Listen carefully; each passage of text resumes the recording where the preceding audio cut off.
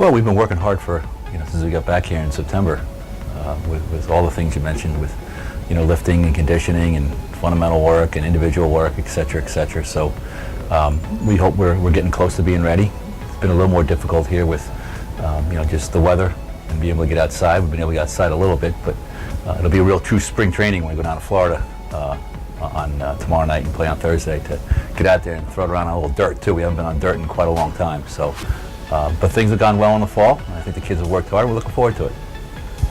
Well, we're going to have to be ready to compete right away, because everybody we play is pretty good.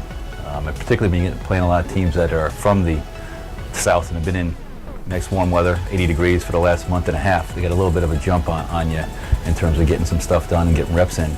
But we're going to need, regardless of where we are in terms of our reps on dirt and out in the field, we've got to be ready to compete. And I think our kids are ready to do that. And if we're able to fight and grind it out a little bit while we're getting our legs and swings underneath us, I think we'll be all right. A good group of kids. They're likable kids, so that's the first thing we always look for in young ladies that come in here. If you're likable, you got a good shot. But listen, it's also once you start playing and they start playing college ball and they get the nerves a little bit underneath them, they got to get through that period of time. And the other thing that's hard for kids, particularly young ladies and freshmen when they come into the sport, is first of all, it's 56 games. They haven't played 56 games in 2 months in a long time, and that's a long grind. It takes a lot of mental toughness to get through that.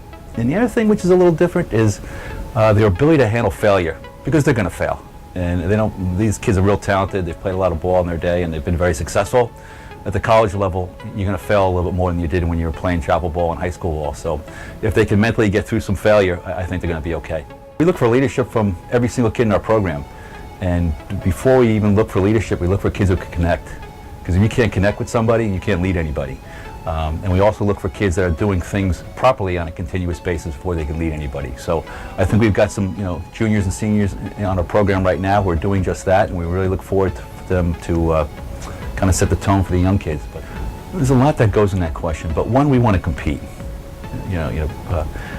Passion with a purpose on a mission. We want to compete. If you don't compete, you got no chance.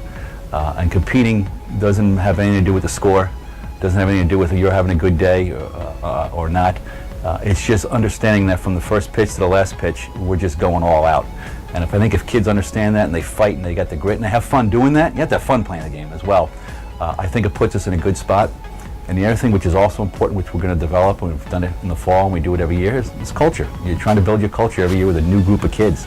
And culture always trumps talent. So if we get our culture and our kids in the right spot, I think we'll be okay.